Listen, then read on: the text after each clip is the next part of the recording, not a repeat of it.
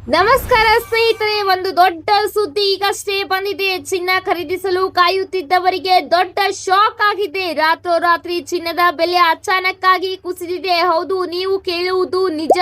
ಕೆಲವು ನಗರಗಳಲ್ಲಿ ಜನರು ಈಗಾಗಲೇ ಜ್ಯುವೆಲರಿ ಅಂಗಡಿಗಳಿಗೆ ಓಡುತ್ತಿದ್ದಾರೆ. ಆದರೆ ಇಲ್ಲಿ ಒಂದು ದೊಡ್ಡ ಪ್ರಶ್ನೆ ಇದೆ. ಇದು ಕೇವಲ ತಾತ್ಕಾಲಿಕ ಕುಸಿತವೇ ಅಥವಾ ಇನ್ನೂ ದೊಡ್ಡ ಕುಸಿತ ಬರಲಿದೆ? ಈ ಒಂದು ವಿಡಿಯೋನ ಕೊನೆ ತನಕ ನೋಡಿ, ನಿಮಗೆ ಮುಖ್ಯವಾದ ಮಾಹಿತಿ ತಿಳಿಸಲಿದ್ದೇವೆ. ಕರ್ನಾಟಕದ ಅತಿ ದೊಡ್ಡ ನ್ಯೂಸ್ ಚಾನೆಲ್ಗೆ ಸ್ವಾಗತ. ಇಲ್ಲಿ ಚಿನ್ನ ಮತ್ತು ಬೆಳ್ಳಿಯ ದರಗಳನ್ನ ನಿಮಗೆ ನಾವು ತಿಳಿಸಲಿದ್ದೇವೆ. ಅನೇಕರಿಗೆ ಒಂದು ಭಯ ಕೂಡ ಇತ್ತು. ಇನ್ನು ಮುಂದೆ ಚಿನ್ನವನ್ನ ನಮಗೆ ಖರೀದಿಸಲು ಸಾಧ್ಯವೇ ಆಗುತ್ತದೆಯೋ ಅಥವಾ ಇಲ್ಲವೋ ಎಂಬುದು. ಆದರೆ ಈಗ ಅಚಾನಕ್ ಆಗಿ ಮಾರುಕಟ್ಟೆಯಲ್ಲಿ ದೊಡ್ಡ ಬದಲಾವಣೆ ಕಾಣಿಸುತ್ತಿದೆ.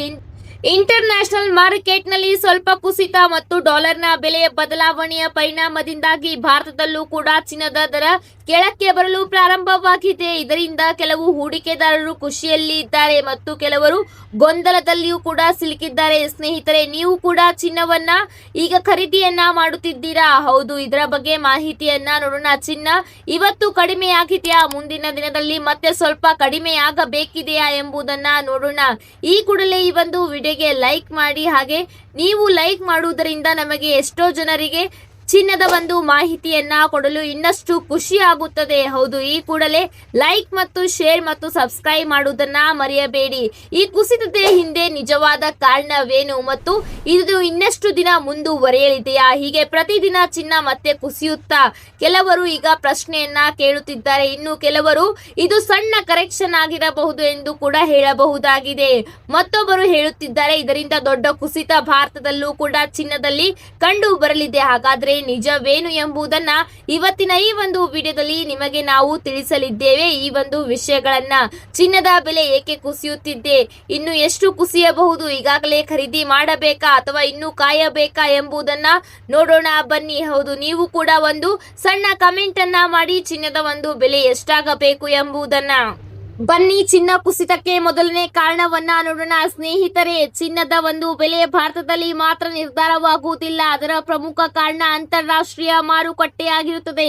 ಲಂಡನ್ ಮತ್ತು ಅಮೆರಿಕ ಹೀಗೆ ಮುಖ್ಯ ದೇಶಗಳ ಮಾರುಕಟ್ಟೆಯ ಮೇಲೆ ಚಿನ್ನದ ಬೆಲೆ ನಿರ್ಧಾರವಾಗುತ್ತದೆ. ಈ ಮಾರುಕಟ್ಟೆಯಲ್ಲಿ ಈಗ ಚಿನ್ನದ ಬೆಲೆ ಕುಸಿದಿದೆ. ಇದರ ಪರಿಣಾಮ ಭಾರತದಲ್ಲೂ ಕೂಡ ಚಿನ್ನದ ಬೆಲೆ ಕುಸಿಯುವ ಸಾಧ್ಯತೆ ಇದೆ ಎಂದು ಕಾಣಿಸಿಕೊಳ್ಳಲಾಗುತ್ತಿದೆ. ಹೌದು, ಇತ್ತೀಚೆಗೆ ಗ್ಲೋಬಲ್ ಮಾರ್ಕೆಟ್ನಲ್ಲಿ ಹೂಡಿಕೆದಾರರು ಸ್ವಲ್ಪ ಪ್ರಮಾಣದಲ್ಲಿ ತಮ್ಮ ಚಿನ್ನವನ್ನ ಮಾರಾಟ ಮಾಡುತ್ತಿದ್ದಾರೆ ಎಂದು ನಿನ್ನೆ ಸುದ್ದಿಯಾಗಿದೆ. ಹೌದು, ಕೆಲವರು ಲಾಭವನ್ನ ತೆಗೆದುಕೊಳ್ಳಲು ಮಾರಾಟ ಮಾಡುತ್ತಿದ್ದರೆ, ಇನ್ನು ಕೆಲವರು ಹಣವನ್ನ ಬೇರೆದರಲ್ಲಿ ಹೂಡಿಕೆಯನ್ನ ಮಾಡಲು ವರ್ಗಾಯಿಸುತ್ತಿದ್ದಾರೆ ಎಂದು ಷೇರು ಮಾರುಕಟ್ಟೆಯಲ್ಲಿ ಮತ್ತು ಅಂತಾರಾಷ್ಟ್ರೀಯ ಮಾರುಕಟ್ಟೆಯ ಮಟ್ಟದಲ್ಲಿ ತಿಳಿದು ಬಂದಿದೆ. ಈ ಒಂದು ಕಾರಣದಿಂದಾಗಿ ನಿನ್ನೆಯ ಒಂದು ಬೆಲೆ, ಇವತ್ತಿನ ಒಂದು ಬೆಲೆ ಸ್ವಲ್ಪ ಇಳಿಕೆಯಾಗಿದೆ ಎಂದು ತಿಳಿಯಬಹುದು. ಕಾರಣ ನಂಬರ್ 2 ನೋಡೋಣ ಬನ್ನಿ.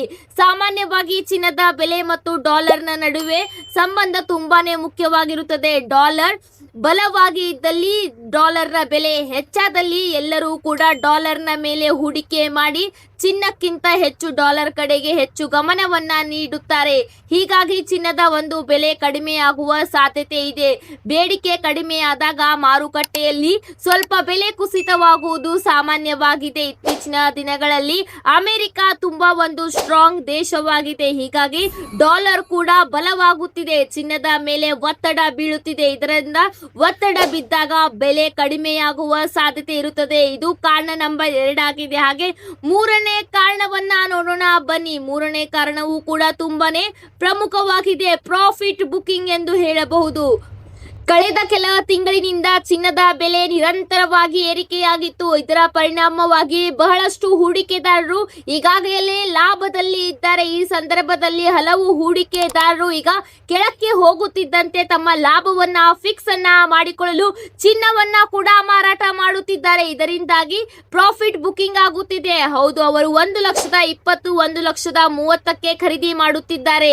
ಖರೀದಿ ಆದ ಮೇಲೆ ಚಿನ್ನದ ಬೆಲೆ 1,80,000, 1,70,000 70ಕ್ಕೆ ತಲುಪಿತ್ತು. ಈಗ ಮತ್ತೆ ಕೆಳಕ್ಕೆ ಬರುತ್ತಿದ್ದಂತೆ ಸುದ್ದಿ ಗೊತ್ತಾದಂತೆ ಎಲ್ಲಾ ಹೂಡಿಕೆದಾರರು ತಮ್ಮ ಚಿನ್ನದ ಮಾರಾಟವನ್ನ ಮಾಡಿಕೊಂಡು ಪ್ರಾಫಿಟ್ ಬುಕಿಂಗ್ ಗೆ ಹೋಗುತ್ತಾರೆ, ಅಂದ್ರೆ ಪ್ರಾಫಿಟ್ ಅನ್ನ ನೋಡುತ್ತಾರೆ. ಬಹಳಷ್ಟು ಜನರು ಇದೇ ಒಂದು ದಾರಿಯಲ್ಲಿ ಸಾಗುತ್ತಿದ್ದಾರೆ ಮಾರುಕಟ್ಟೆಯಲ್ಲಿ ಎಂದು ಕೂಡ ತಿಳಿದು ಬಂದಿದೆ. ಇದು ಮೂರನೇ ಕಾರಣವಾಗಿದೆ. ಹೀಗಾಗಿ ಚಿನ್ನದ ಬೆಲೆ ಕುಸಿಯಲು ಈ ಮೂರು ಮುಖ್ಯ ಕಾರಣಗಳು ಎಂದು ಹೇಳಲಾಗುತ್ತಿದೆ. ಹೌದು, ಈ ಕಾರಣದ ಬಗ್ಗೆ ನಿಮಗೆ ಮೊದಲೇ ಗೊತ್ತಿತ್ತ ಅಥವಾ ನಮ್ಮ ವಿಡಿಯೋದ ಮುಖಾಂತರ ತಿಳಿದಿದೆಯಾ? ಹೀಗಾಗಿ ಈ ಕೂಡಲೇ ನಮ್ಮ ಒಂದು ವಿಡಿಯೋಗೆ ಲೈಕ್ ಮಾಡಿ. ಬನ್ನಿ ಹಾಗಾದ್ರೆ ಎಷ್ಟು ಕುಸಿತವಾಗಿದೆ ಚಿನ್ನ ಮತ್ತು ಬೆಳ್ಳಿಯ ಒಂದು ಬೆಲೆಯಲ್ಲಿ ಎಂಬುದನ್ನ ನಿಮಗೆ ಈ ಒಂದು ವಿಡಿಯೋದಲ್ಲಿ ತೋರಿಸಲಿದ್ದೇವೆ. ಹಾಗೂ ನಿನ್ನೆಗೆ ಕಂಪೇರ್ ಮಾಡಿದಲ್ಲಿ ಎಷ್ಟು ಇಳಿಕೆ ಆಗಿದೆ ಎಂಬುದನ್ನ ನೋಡೋಣ. ಇದು ತಾತ್ಕಾಲಿಕ ಇಳಿತವ, ಹಾಗೆ ಇದೇ ಇಳಿಕೆ ಮುಂದುವರೆಯಲಿದೆಯಾ ಎಂಬುದನ್ನ ಕೂಡ ನಿಮಗೆ ವಿಡಿಯೋ ಕೊನೆಯಲ್ಲಿ ಹೇಳಲಿದ್ದೇವೆ.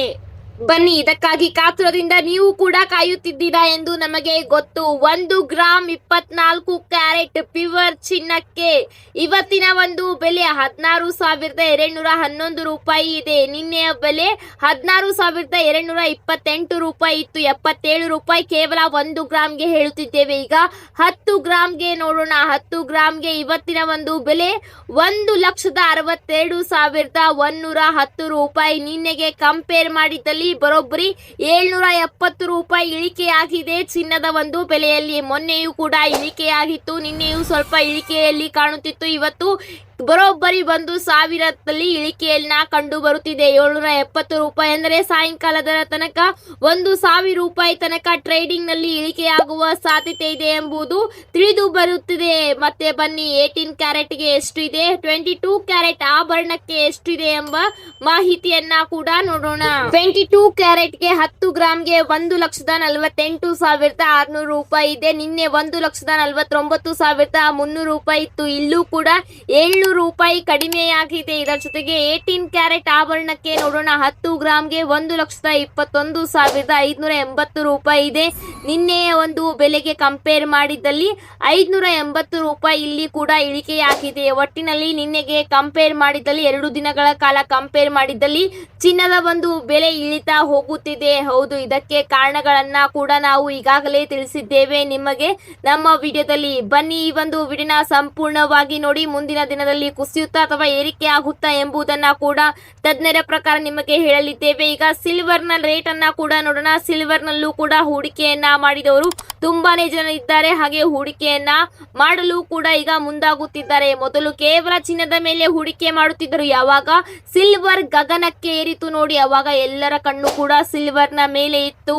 ಎಲ್ಲರೂ ಕೂಡ ಯಾಕೆ ನಾವು ಸಿಲ್ವರ್ ಅನ್ನ ಖರೀದಿ ಮಾಡಿಲ್ಲ ಎಂದು ಪಶ್ಚಾತ್ತಾಪವನ್ನ ಪಡುತ್ತಿದ್ದರು. ಬನ್ನಿ, ಇವತ್ತಿನ ಒಂದು ಸಿಲ್ವರ್ ನ ಬೆಳ್ಳಿಯ ಬೆಲೆಯನ್ನ ನೋಡೋಣ. 10 ಗ್ರಾಮ್ಗೆ 2,850 ರೂಪಾಯಿ ಇದೆ. 1 ಕೆಜಿ ಚಿನ್ನಕ್ಕೆ ಬರೋಬ್ಬರಿ 2,95,000 ರೂಪಾಯಿ ಆಗಿದೆ. ನಿನ್ನೆಗೆ ಕಂಪೇರ್ ಮಾಡಿದಲ್ಲಿ ಬೆಳ್ಳಿಯ ಒಂದು ಬೆಲೆಯಲ್ಲಿ ಯಾವುದೇ ರೀತಿ ಕುಸಿತ ಕಂಡು ಬಂದಿಲ್ಲ. ಇದು ಸ್ಥಿರತೆಯಲ್ಲಿ ಇದೆ ಎಂದು ಹೇಳಲಾಗುತ್ತಿದೆ. ಬೆಳ್ಳಿ ಸ್ಥಿರತೆಯನ್ನ ಕಾಪಾಡಿಕೊಂಡಿದೆ ಎಂದು ಹೇಳಬಹುದು. ಅಂತಾರಾಷ್ಟ್ರೀಯ ಒಂದು ಮಾರುಕಟ್ಟೆ ಚಿನ್ನದ ಒಂದು ಬೆಲೆ ಕೂಡ ಕಡಿಮೆಯಾಗುತ್ತಿದೆ. ಕೇವಲ 500ರಿಂದ 1,000 ರೂಪಾಯಿ ಕಡಿಮೆಯಾಗುತ್ತಿದೆ ಅಂತಾರಾಷ್ಟ್ರೀಯ ಮಾರುಕಟ್ಟೆಯಲ್ಲಿ. ಹಾಗಾದ್ರೆ ಮುಂಬರುವ ಒಂದು ವಾರದಲ್ಲಿ ಚಿನ್ನದ ಬೆಲೆ ಮತ್ತಷ್ಟು ಕೆಳಕ್ಕೆ ಬರುತ್ತಿದೆಯಾ ಅಥವಾ ಮೇಲಕ್ಕೆ ಏರುತ್ತಿದೆಯಾ ಎಂಬುದನ್ನ ನೋಡೋಣ. ಈಗಾಗಲೇ ಆರ್ಥಿಕ ತಜ್ಞರ ಪ್ರಕಾರ ಚಿನ್ನದ ಒಂದು ಬೆಲೆ ಸ್ವಲ್ಪ ಮಟ್ಟಿಗೆ ಕೆಳಕ್ಕೆ ಬರಬಹುದು. ಯುದ್ಧದ ಒಂದು ಭೀತಿಯಲ್ಲಿ ಚಿನ್ನದ ಬೆಲೆ ಏರಿಕೆ ಆಗುತ್ತದೆ ಎಂದು ತಜ್ಞರು ಒಂದು ಊಹೆಯನ್ನ ಮಾಡಿದರು. ಆದ್ರೆ ಇಲ್ಲಿ ಉಲ್ಟಾ ಹೊಡೆದಿದೆ. ಏಕೆಂದರೆ ಇಲ್ಲಿ ಅಂತಾರಾಷ್ಟ್ರೀಯ ಮಾರುಕಟ್ಟೆಯು ಕೂಡ ನಿರ್ಧಾರವಾಗುತ್ತದೆ ಚಿನ್ನದ ಒಂದು ಬೆಲೆಯನ್ನ ಡಿಸೈಡ್ ಮಾಡಲು.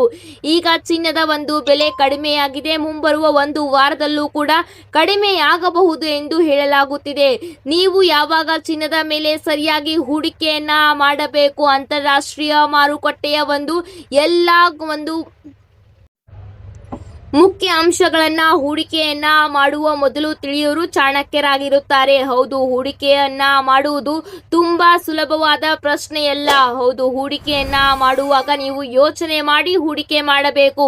1 ಲಕ್ಷ ರೂಪಾಯಿ ನಿಮಗೆ ಸೇವಿಂಗ್ ಆಗಿದ್ದಲ್ಲಿ, ಆದಾಯವಾಗಿದ್ದಲ್ಲಿ ಅದರಲ್ಲಿ ಕೇವಲ ಒಂದು 30ರಿಂದ 40% ಮಾತ್ರ ಹೂಡಿಕೆಯನ್ನ ಚಿನ್ನದ ಮೇಲೆ ಮಾಡಿ. ಉಳಿದ ಒಂದು ಹೂಡಿಕೆಯನ್ನ ಬೇರೆ ಬೇರೆ ಕಂಪನಿ ಹಾಗೂ ಬೇರೆ ಬೇರೆದ್ರಲ್ಲೂ ಕೂಡ ಹೂಡಿಕೆಯನ್ನ ಪ್ರಾಫಿಟ್ ಟಿಕೆಟ್ ಅನ್ನ ನೀವು ತೆಗೆದುಕೊಳ್ಳಬಹುದಾಗಿದೆ ಎಂದು ಆರ್ಥಿಕ ತಜ್ಞರು ಸಲಹೆಯನ್ನ ನೀಡುತ್ತಿದ್ದಾರೆ. ಯಾವಾಗ ಚಿನ್ನದ ಬೆಲೆ ಅಂತಾರಾಷ್ಟ್ರೀಯ ಮಾರುಕಟ್ಟೆಯಲ್ಲಿ ಏನಾಗಲಿದೆ ಎಂದು ಯಾರು ಕೂಡ ಊಹಿಸಲು ಆಗುತ್ತಿಲ್ಲ ಎಂದು ಹೇಳಲಿದ್ದಾರೆ. ಇದೇ ಒಂದು ಮಾತುಕತೆಯನ್ನ ತಜ್ಞರು ಎಲ್ಲರೂ ಕೂಡ ಹೇಳುತ್ತಿದ್ದಾರೆ. ಇವತ್ತಿಗೆ ಇಷ್ಟೇ ಫ್ರೆಂಡ್ಸ್, ಮತ್ತೆ ಸಿಗ್ತೀವಿ ನಿಮಗೆ ಒಂದು ಹೊಸ ವಿಡಿಯೋದಲ್ಲಿ. ಅಲ್ಲಿ ತನಕ ಈ ಒಂದು ವಿಡಿಯೋನ ಲೈಕ್ ಮಾಡಿ, ನಿಮ್ಮ ಸ್ನೇಹಿತರೊಂದಿಗೆ ಮರೆಯದೆ ಶೇರ್ ಮಾಡಿ. ಹಾಗೆ ಚಿನ್ನದ ಬಗ್ಗೆ ನಿಮ್ಮ ಅನಿಸಿಕೆಯನ್ನ ನಮ್ಮ ಚಾನೆಲ್ ನಲ್ಲಿ ಕಮೆಂಟ್ ಅನ್ನ ಕೂಡ ಮಾಡುವುದನ್ನ ಮರೆಯಬೇಡಿ.